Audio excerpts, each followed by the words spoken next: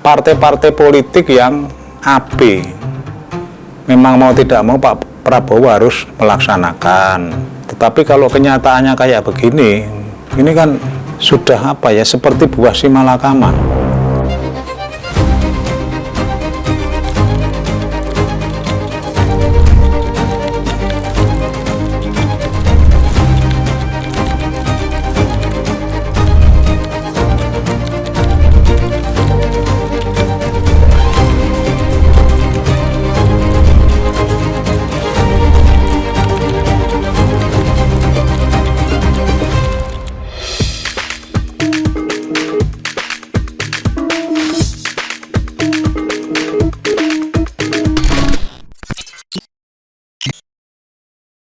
Assalamualaikum warahmatullahi wabarakatuh. Berjumpa kembali dengan saya Nalin RA dalam Bedah Opini. Pada malam hari ini narasumber saya bersama saya Bapak Rianta, Ketua GJL, ex anggota DPR RI dan juga sekaligus pendiri Kantor Hukum Budi Utomo. Apa kabar Pak Rianta? Baik, selamat malam. Senang sekali bisa menemani kita lagi Pak. Hari ini tepatnya pada hari Jumat ya Pak ya. Ini terjadi demo massal besar-besaran ini. Mahasiswa komplain kenapa ini korupsi negara kita ini menuju bangkrut karena banyak sekali kasus korupsi besar. Ada korupsi tata kelola minyak mentah, ada korupsi komoditas timah, ada bahkan dana haji juga dikorupsi. Yang terbaru dan bikin miris adalah tentang korupsi di BGN. Bagaimana menurut Pak Rianta? Baik, itulah yang mesti kita sebagai bagian pemilik sah dari negara ini merasa benar-benar sangat prihatin. Jadi kalau hanya prihatin tok, tidak diimbangi dengan ngelus dodo, ini berarti prihatinnya masih dalam batasan toleransi. Kalau sudah prihatin sama ngelus dodo, ini sudah tidak memberikan toleransi intinya. Jadi kalau kita ke belakang ya, atau kita mengamati media, itu kan korupsi mulai alutsista, kemudian food estate, kemudian ada lagi dulu Hambalang, dan ada lagi ketika COVID, kemudian ada lagi yang berkaitan dengan satelit, kemudian ada lagi dengan korupsi pembangunan kereta api Jakarta-Bandung dan lain-lain. Kemudian sekarang makan bergizi gratis dan lain-lain yang kita semua sudah sangat-sangat paham. Mulai korupsi yang dilakukan oleh kepala daerah, oleh oknum-oknum anggota dewan, ini yang kita sebagai bangsa harus prihatin, dan kita harus berani ya. Kalau saya ekstrim, kalau mahasiswa ini kan tuntutannya kan reformasi jilid 2. Kalau bagi Pak Rianto, kita harus berani revolusi, tapi revolusi hukum. Jadi ini persoalan-persoalan kita itu sebenarnya berawal dari kekacauan sistem hukum nasional kita. Ini yang bikin kita ini menjadi kayak begini. Oleh karena itu, karena ini sudah kacau, amandemen pertama 99 sampai ke 4 2002 ini kan membuat kekacauan. Karena memang itu disetting oleh kepentingan-kepentingan asing, kepentingan-kepentingan global, Indonesia untuk hancur kayak begini. Saya masih ingat betul saat mau amandemen, saat ada revisi undang-undang, saat pembuatan undang-undang mengenai hak tanggungan, paten, merek, dan lain-lain. Di belakang atau di Senayan itu ditungguin Kadin Jerman maupun Kadin Amerika. Ini fakta, bukan saya bikin-bikin. Ini yang bikin kerusakan sekarang. Jadi oleh karena itu, kalau banyak mendengar bahwa seperti apa yang dikatakan Pak Mahfud MD maupun Ricky Diah Pitaloka, bahwa banyak produk-produk hukum itu karena pesanan.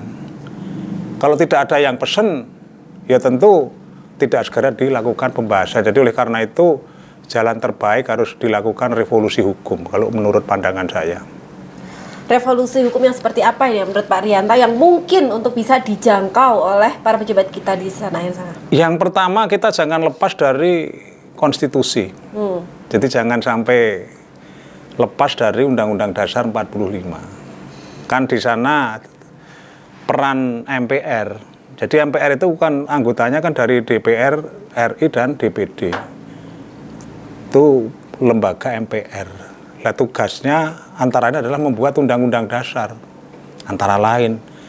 Lah, dari sana kita dorong aja dilakukan revisi Undang-Undang Dasar 45 atau dilakukan amandemen atau dilakukan perbaikan. Saya melihat selama ini, mohon maaf, adanya partai-partai politik yang AB. Kan ini kan rakyat itu sudah menyerahkan ke partai politik lewat anggota DPR RI untuk bagaimana menyerahkan pengelolaan negara ini. Kalau saya berbicara adanya satu revolusi, mungkin mahasiswa ini bergerak ke pimpinan-pimpinan partai politik juga nggak ada salahnya. Karena memang kuncinya itu di pimpinan-pimpinan partai politik. Kalau anggota-anggota partai, anggota-anggota DPR itu, apa kata ketua-ketua partai yo sendiko dawuh. Apa-apa yang perlu diperbaiki seperti yang berkaitan dengan bagaimana mengatasi dugaan aliran dana dari korupsi. Duh, ini sebenarnya ada satu resep, pasti ini cespleng. Gimana itu Pak resepnya Pak? Untuk cespleng untuk bisa mengobati penyakit korupsi nih Pak? Lakukan upaya-upaya. Jadi ini upaya ini saya juga menyampaikan pesan kepada mahasiswa yang ada di Jakarta yang ikut demonstrasi. Tekan Presiden, tekan DPR RI untuk segera merevisi Undang-Undang Nomor 8 Tahun 2010 tentang pencegahan pencucian uang. Karena di salah satu pasal di sana itu kan ada PPATK. Ya. Jadi PPATK itu tugasnya menerima, menganalisa terkait dengan laporan transaksi keuangan dari lembaga keuangan atau misalnya dari bank. Kemudian kalau kita tarik ke atas lagi secara konstitusi itu di pasal 23 ayat 1 Undang-Undang Dasar 45 intinya bahwa pengelolaan keuangan negara dilaksanakan secara terbuka. Itu titik. Jadi terbuka itu titik. Nah, di dalam Undang-Undang Nomor 8 Tahun 2010 tentang pencegahan pencucian uang itu kan kewajiban PPATK itu hanya melaporkan kepada aparat penegak hukum, tapi tidak kepada publik. Jadi oleh karena itu ini harus didorong Presiden plus DPR RI bagaimana agar peranan PPATK itu direvisi. Jadi di samping memberikan laporan kepada aparat penegak hukum ketika ada transaksi yang mencurigakan, juga harus memberikan satu laporan kepada publik. Atau semua laporan-laporan dari lembaga keuangan yang masuk ke PPATK ini khususnya yang dari analisis KPK itu uang-uangnya itu bersumber dari KKN, khususnya KKN yang bersumber dari anggaran pendapatan belanja negara, anggaran pendapatan belanja daerah maupun anggaran pendapatan belanja desa. Ini ada kewajiban politik PPATK untuk bagaimana memberikan satu informasi kepada publik. Jadi nanti tahu. Contoh, dugaan korupsi yang berkaitan dengan alutsista. Dugaan korupsi yang berkaitan dengan persoalan satelit. Dugaan korupsi yang berkaitan dengan persoalan food estate. Dugaan korupsi yang berkaitan dengan ketika ada COVID. Dugaan korupsi ketika ada Haji. dugaan korupsi ketika ada pembangunan jalur kereta cepat Jakarta-Bandung.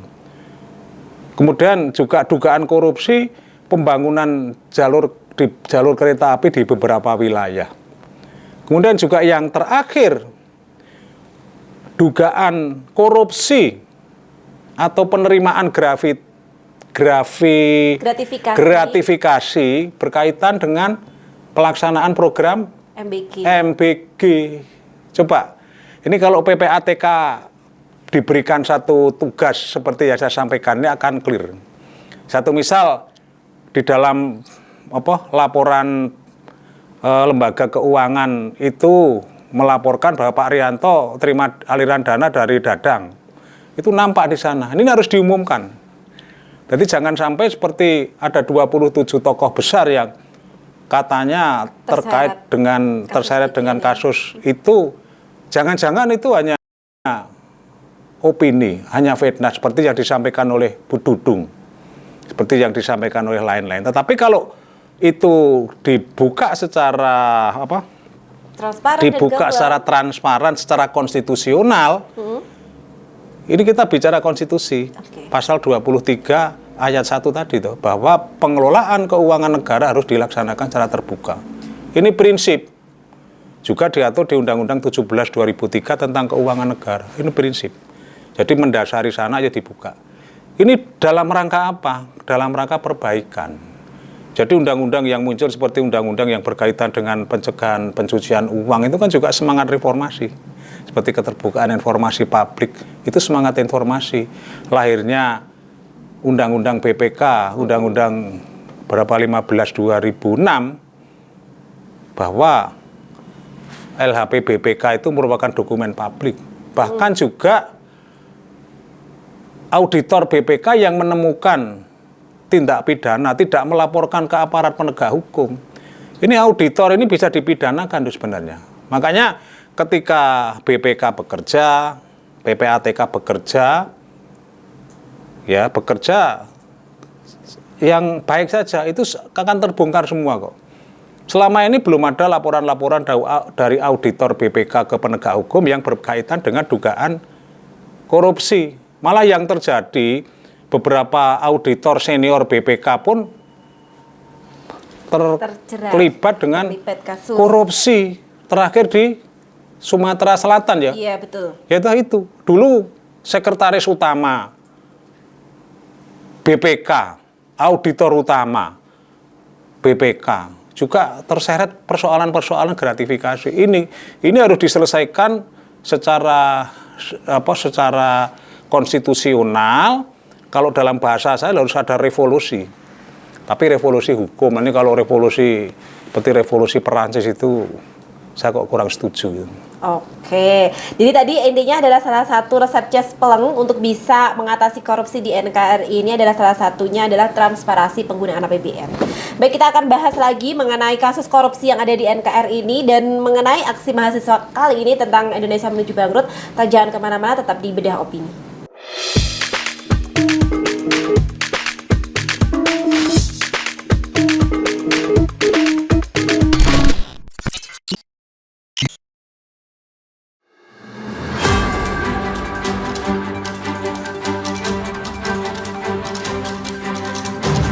Menemani pagi Anda dengan menyajikan berita nasional dan regional yang dikupas secara akurat dan aktual untuk awali hari. Dalam Lingkar Pagi, setiap Senin hingga Sabtu jam 8 pagi hanya di Lingkar TV.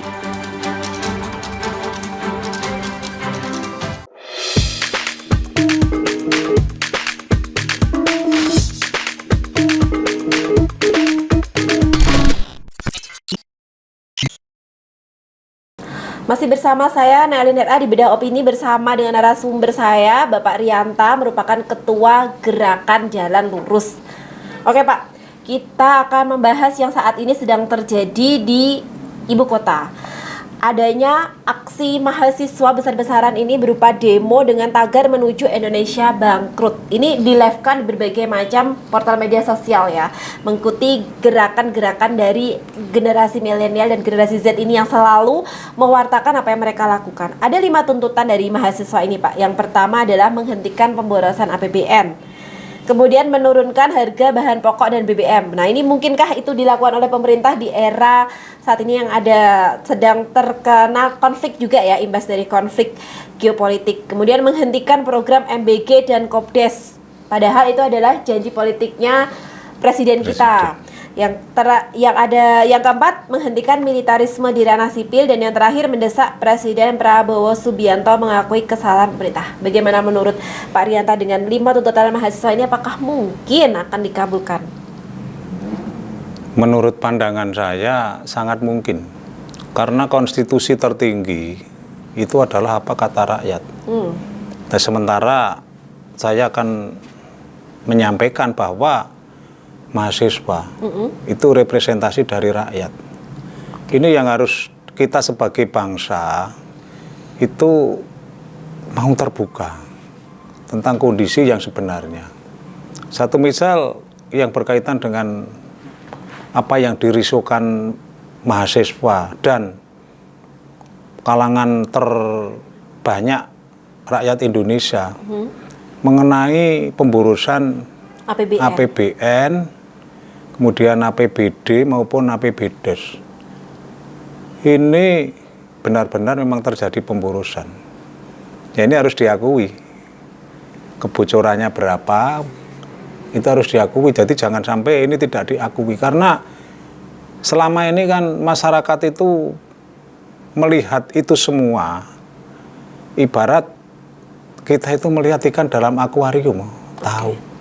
Satu misal, anggaran-anggaran yang ada, oh ini di dalam tulisan itu ada anggaran 200 juta. Tetapi pelaksanaan kok paling dikerjakan 2-3 jam atau paling lama mungkin 6 jam selesai untuk ngaspal di lingkungan RT-nya. Ini masyarakat tahu. Ini harus pemerintah secara sadar untuk mengakui ini. Itu. Kemudian yang lain-lain kalau seperti salah satu tuntutannya adalah menurunkan harga bahan pokok dan BBM, apakah itu mungkin ketika kita sendiri di negara-negara yang lain juga pada naik harganya karena emang dampak dari perang yang sedang terjadi saat ini, Pak? Kalau persoalan itu saya melihat saat ini pasti pemerintah tidak mampu.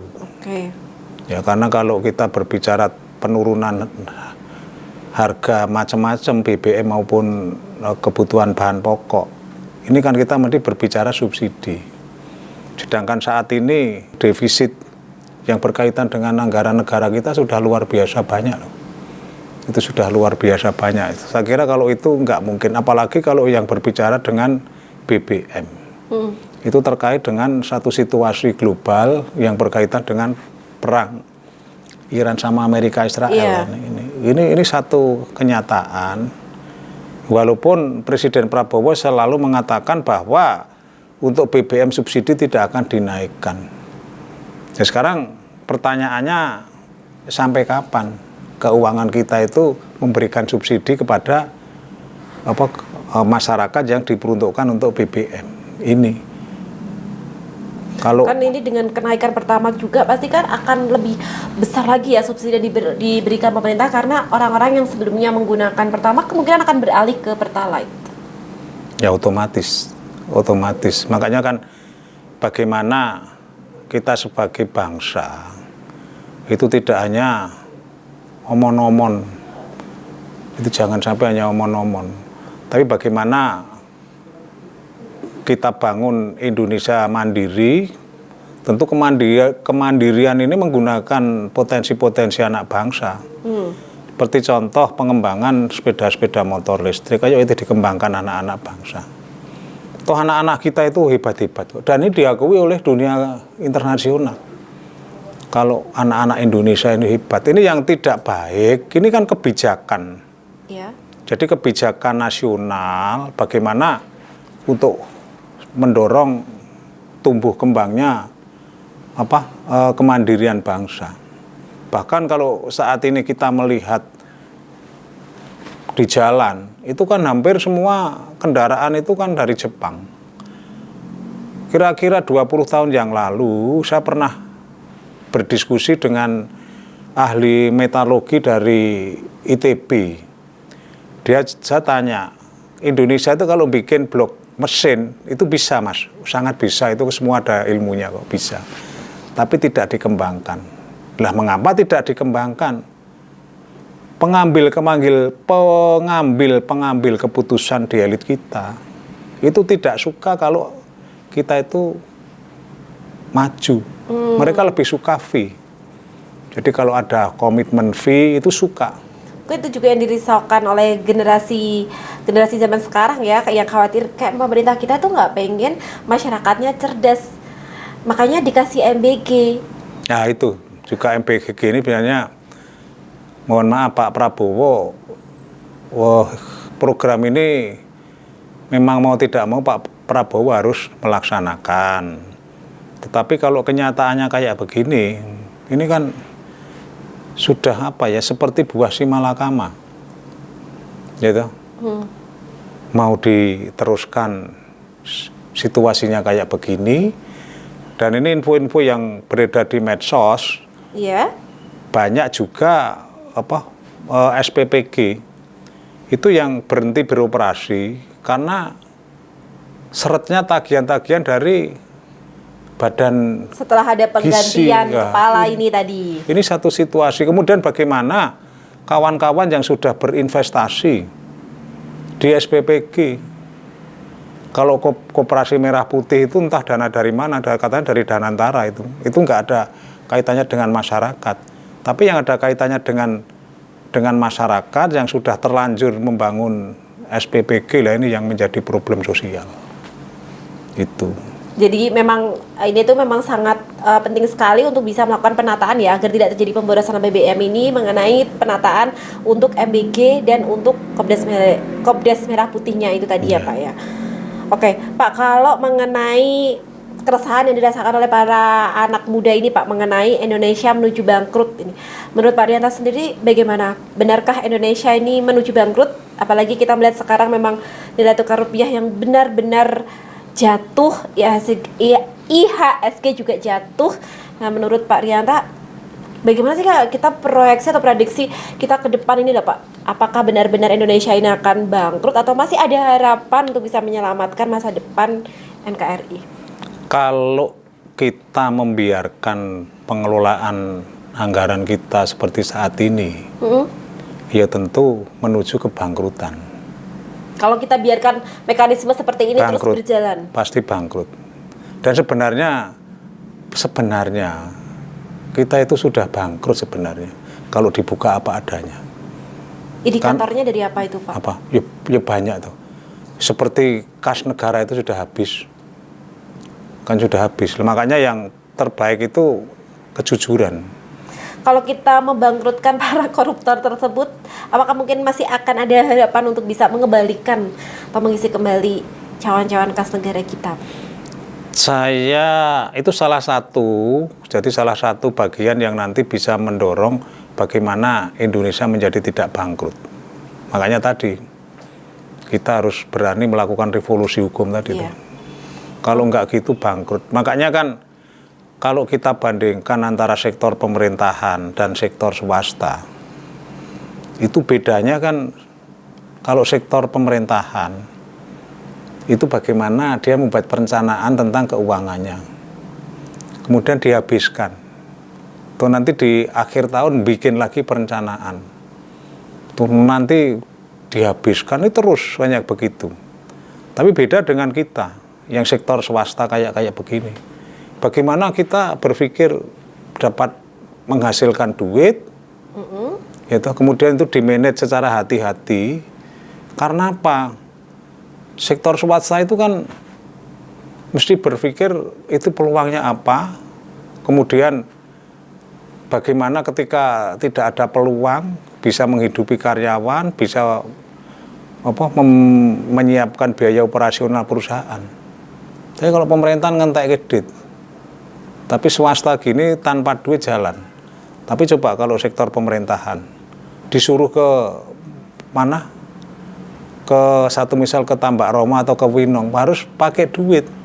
Tapi kalau kita ini nggak ada duitnya pun jalan. Ini bedanya kan hanya itu sebenarnya.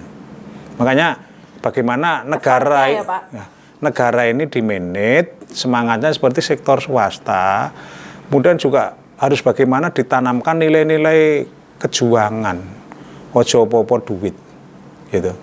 Ini apa-apa duit tuh. Kalau ndak ada duitnya ndak jalan. Ini yang jadi masalah. Seperti ya mohon maaf, kasus-kasus apapun ketika sampai ke APH nek ora ono duite ya ora mlaku. Ini sudah menjadi satu kenyataan. Ya ini harus diperbaiki. Kita sebagai bangsa, bukan hanya pemerintah loh. Tapi saya melihat ini sebagai bangsa kita harus berani melakukan koreksi, berani introspeksi, janjane kondisinya kayak begini. Ayo kita perbaiki. Tidak perlu menyalahkan siapa, tidak perlu, sudahlah. Ini salah kita semua, ya. Ini salah kita semua. Atau jangan menyalahkan ibu mengandung, ya, tapi salahkan bapak ketika melepas sarung itu aja.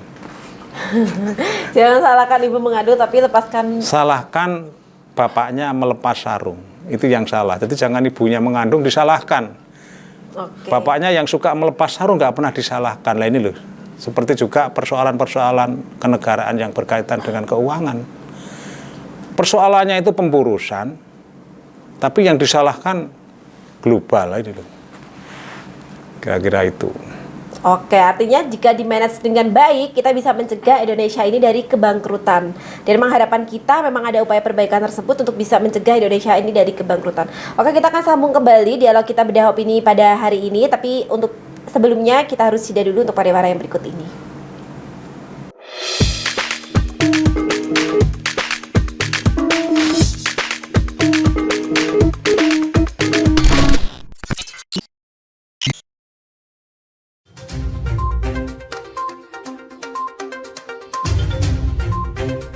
Merangkum semua peristiwa sebagai berita yang penuh fakta.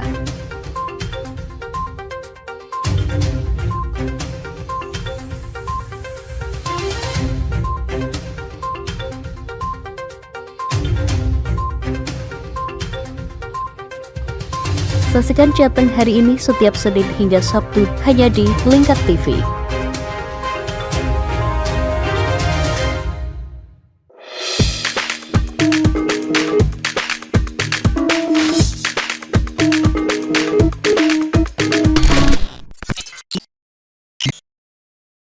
Baik pemirsa, bedah opini masih bersama saya Nelin Era dan narasumber saya Bapak Rianta yang merupakan Ketua Gerakan Jalan Lurus dan mantan anggota DPR RI. Jadi sebenarnya itu udah tahu juga ya bagaimana sih mekanisme atau kinerja yang di dalam DPR RI ini.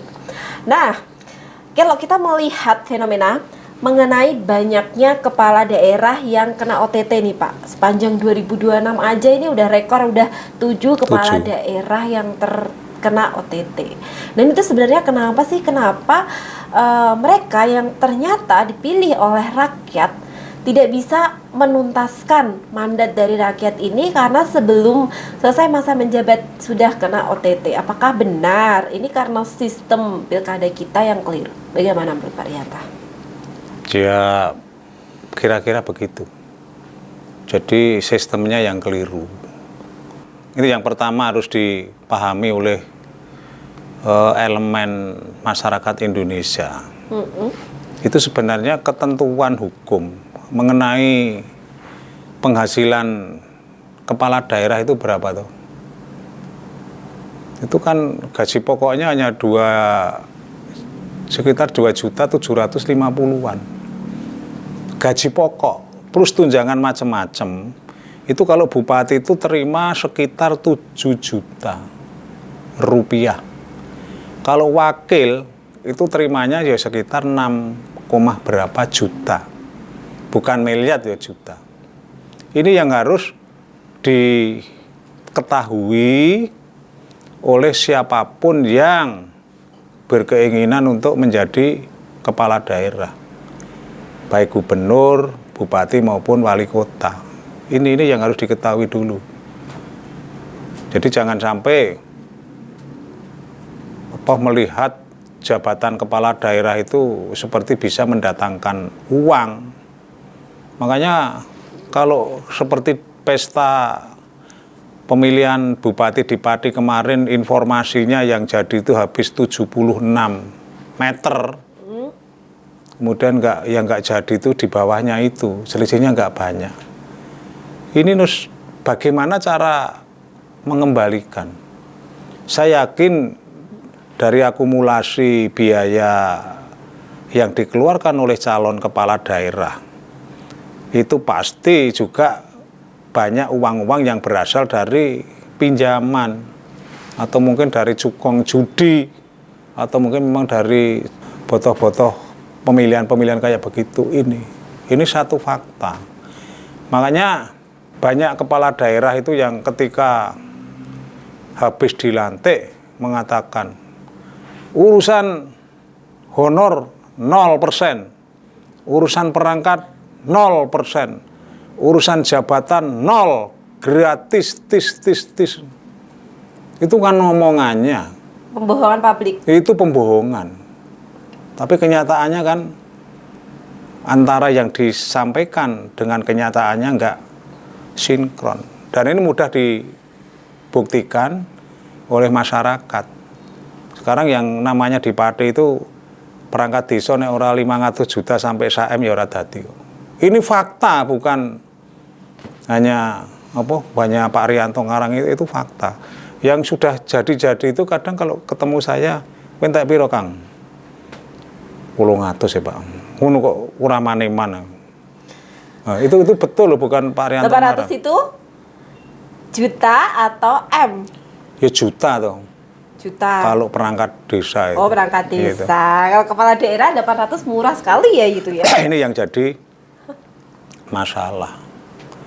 Nah, kemudian yang sangat menyedihkan lagi, itu kalau saya sering mendengar ceramahnya Pak Kiai yang berkaitan dengan suap. Beliau itu kan selalu mengatakan arrosi wal murtasi finar. Pemberi dan penerima suap sama-sama masuk neraka. Ini kalau saya mendengar loh ya. Iya. Saya sendiri juga Islam, tapi saya itu tidak terlalu banyak bisa berbahasa Arab ya. Kalau bahasa Jawa jago. Yang dihafal itu tadi ya? Iya, arrosi wal murtasi finar. Tapi di dalam praktek, semua calon, baik yang background dari partainya itu berlatar belakang Gusti Allah, nah cara wong Jawa Gusti Allah lah, itu juga melakukan pembelian suara. Lah bagaimana dengan dalil arrosi wal murtasi finar? Sing partene Gusti Allah wae juga pakai begitu. Apalagi jadi ini pemilihnya juga berkontribusi ya dalam. Ya berkontribusi lah. Cilakanya lagi itu bukan dianggap suap. Itu ada yang menganggap sedekah politik. Juga ada lagi yang saya tidak habis pikir, membeli kebaikan, membeli kebenaran. Ini. Jadi ini sudah rusak sebenarnya. Makanya kan harus ada gerakan jalan lurus. Mari kita luruskan lah. Nggak usah macam-macam, ya diluruskan lah. Kalau memang itu haram atau subhat, ya sudah itu haram, itu subhat dalil lagi. Itu saja itu, dan itu harus dilaksanakan. Kalau misalnya GJL memang bisa melakukan perubahan sistem pilkada ini, apa sih yang pertama kali akan dilakukan untuk bisa benar-benar merubah budaya money politik ini, Pak? Ya kalau pertanyaannya begitu, gerakan jalan lurus harus membuat partai. Karena kan di dalam satu demokrasi. Karena masalahnya ini adalah parpolnya juga. Karena demokrasi, berarti ada partai politik. Juga berarti bukan hanya masyarakatnya, tapi berawal dari parpolnya ini. Kalau GJL hanya sebagai ormas, dia ngomong begini. Tugas kita itu ngomong. Ya, sudah ngomong tok. Tapi kalau kita mau merubah seperti pertanyaan Adinda, ya bikin partai politik, sampaikan program-program kepada masyarakat, ikut pemilu. Ayo. Khususnya anak-anak muda ini, mahasiswa-mahasiswa yang melakukan demonstrasi ini, harusnya konsepnya ke sana. Konsepnya ke sana. Ini jangan-jangan hanya 5 tadi tuntutan, hanya 5 tok yang dituntut. Tanpa dia harus menguasai lembaga politik MPR maupun DPR ini yang saya ingin adik-adik mahasiswa untuk bagaimana berpikir secara kritis. Kalau mau membenahi, ya anda ini harus masuk di dalam kekuasaan. Nah, bagaimana yang bikin partai politik? Nanti kalau udah masuk ikut keblinger juga menikmati. Ya itulah kekuasaan itu cenderung korup. Jadi kekuasaan itu cenderung korup, arogan, sakar PDW itu sombong karena kekuasaan. Makanya banyak penguasa-penguasa itu ketika dilakukan kontrol nggak seneng. Penguasa itu kan biasanya kalau dengan LSM, dengan yang kritis itu nggak seneng, difitnah. Makanya kalau kita sudah memilih dunia perjuangan kita, itu LSM atau media, ya pasti difitnah. Lah tugas kita bagaimana melakukan kontrol, melakukan pengawasan, kemudian apa yang kita peroleh ini kan merupakan satu potret. Ya kita sampaikan, ini potretnya. Hari ini Pak Rianto podcast di Lingkar TV, ini potretnya. Jangan hari ini saya podcast, tapi beritanya Pak Rianto ini baru mancing di mana itu? Pulau Seprapat, ini kan nggak benar itu. Sampaikan aja wartawan apa adanya itu. Sesuai dengan fakta ya? Sesuai dengan fakta. Jangan membuat berita berdasarkan pesanan. Jangan membuat berita berdasarkan pesanan. Dan saya sampaikan kepada warga masyarakat, bukan tidak mungkin dari hal-hal yang kecil kayak begini, ya, hal-hal yang kecil yang berangkat dari kota padi yang sangat-sangat lembut, ini nanti bisa mengguncangkan dunia. Dan sudah terbukti ya, revolusi berawal dari padi. Iya, mudah-mudahan ke sana. Tapi revolusi hukum. Kalau revolusi seperti zaman Nepal itu dulu, tidak setuju ya. Kalau seperti Nepal tidak setuju ya Pak ya? Ya, apapun kejadian di dunia ini, yang namanya daun kering jatuh itu ada campur tangan Gusti Allah. Karena kan sekarang sering ada tren gitu. Nepalkan ketika nggak setuju. Setuju nggak sebenarnya Pak Rianta ini dengan revolusi seperti di Nepal itu? Saya? Iya. Ketika satu situasi orang yang diberikan mandat ya untuk menguasai rakyat. Ini kan kita itu kan memberikan mandat kepada MPR, DPR. Lah, ya kita beri mandat tidak amanah. Ya kalau satu misal ada perubahan secara baik-baik, nggak bisa. Ya tentu kalau dengan revolusi, ya apa boleh buat. Ini bukan pada setuju dan tidak setuju. Kalau sudah revolusi, ini sudah ada campur tangan sehingga urip. Sudahlah, itu percayalah. Karena ini juga diawali dari satu situasi-situasi yang ini mengakumulasi. Itu. Karena apa? Kekuasaan ketika dikontrol nggak suka. Gitu, nggak suka. Apalagi kalau pendekatannya nanti memperkuat aparat militer diperkuat, pasti chaos. Catat omongan saya ini. Tapi kalau bagaimana kita pendekatannya dengan hati yang baik, dengan hati yang tulus, kemudian jangan banyak omong. Saya melihat Pak Prabowo ini sebenarnya orangnya punya satu niat-niat yang baik. Punya niat-niat yang tulus.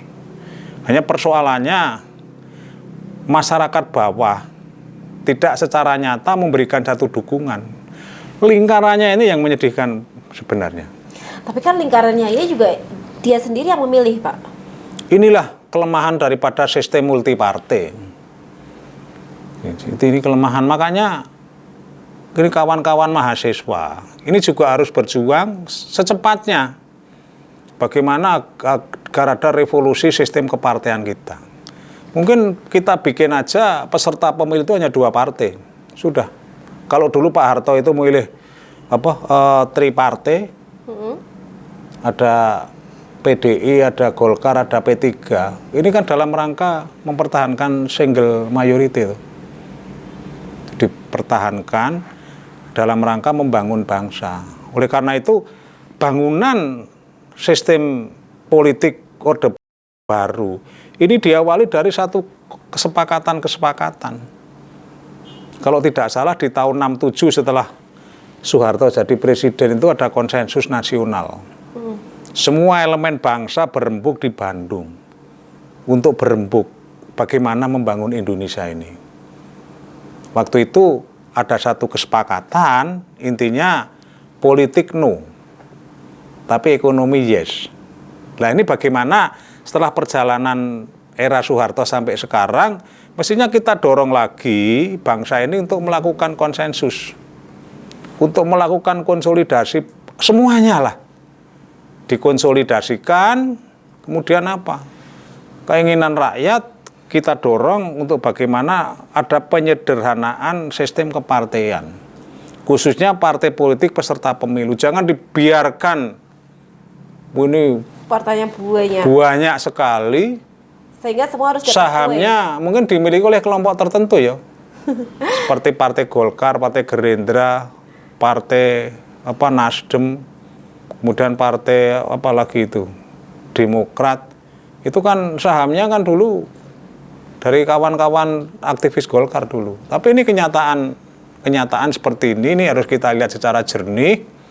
Kemudian bagaimana kita bangun satu konsensus, satu kesepakatan. Ini monggo. Lah kalau konsensus nggak bisa, kesepakatan nggak bisa, karena kesombongan kekuasaan. Ya Pak Harto itu turunnya kan hanya karena manuk emprit, manuk perenjak atau rakyat kecil-kecil itu. Gitu. Oke, jadi tadi Pak, kalau misalnya misal ada pertanyaan seperti ini, kalau menurut Pak Rianto ini kan udah melalui berbagai macam dekade ya Pak ya, benarkah apa yang dikatakan meme-meme di media sosial itu yang gambarnya Pak Harto masih enak zaman kuto? Nah, bagaimana menurut Pak Rianto yang sudah melewati berbagai macam dekade ini, apakah benar? Kalau itu diucapkan generasi seusia Pak Rianto itu benar. Jadi masih enak zaman Soeharto. Karena bojoku isih enom. Oh gitu. Gitu? Sudah serius aku. Kalau serius, ya saya akan mengatakan kalau dari sisi stabilitas oke. Karena memang kesepakatannya waktu itu kan politik no, ekonomi yes. Jadi ketika politik no itu tentu demokrasi dibungkam. Makanya muncul 3 partai. Kehidupan demokrasi nggak dikembangkan. Ini. Tapi karena stabilitas terjamin, stabilitas terjaga, wong golek duit ya gampang, situasinya belum seperti sekarang.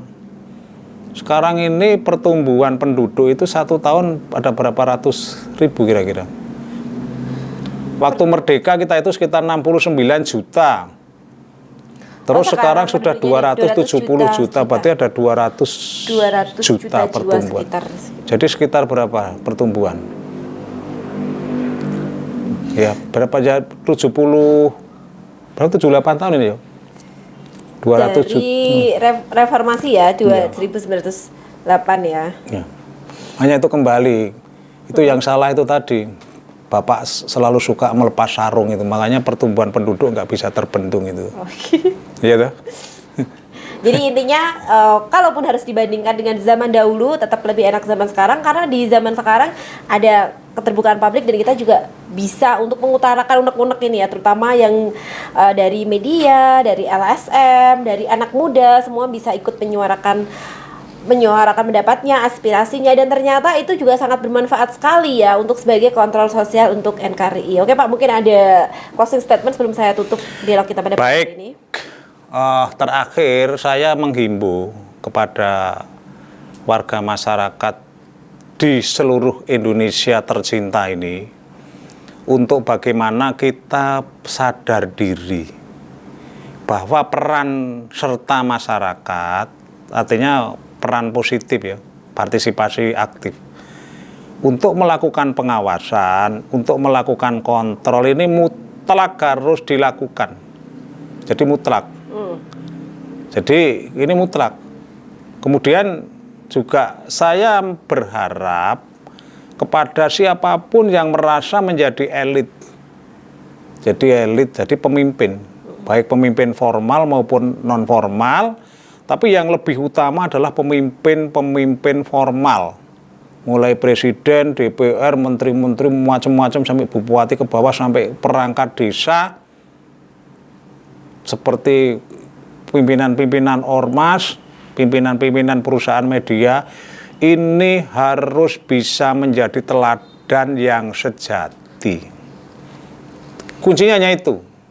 Sepanjang ada nilai-nilai kejuangan yang dimiliki oleh penyelenggara negara, kemudian masyarakat itu ditingkatkan kapasitasnya untuk memahami banyak persoalan, kemudian juga berikan satu ruang yang luas kepada masyarakat untuk melakukan apapun upaya-upaya di dalam ikut serta membangun negara. Jadi jangan sampai kalau muncul Mas Botok, nanti Mas Botok dicurigai ini di belakangnya siapa, yang membiayai. Seperti Pak Rianto ngomong kayak gini, siapa yang membiayai, ini jangan bicara demo ke sana. mahasiswa siapa yang membiayai? Ya, demo mahasiswa siapa yang membiayai. Ini malah yang kita harus prihatin. Saya mendapatkan informasi yang benar-benar bisa dipercaya. Bahwa Indonesia ini sudah dibagi. Indonesia Timur itu miliknya Amerika, Indonesia bagian Barat itu miliknya Cina. Ini satu kondisi objektif yang kita semua harus sadari.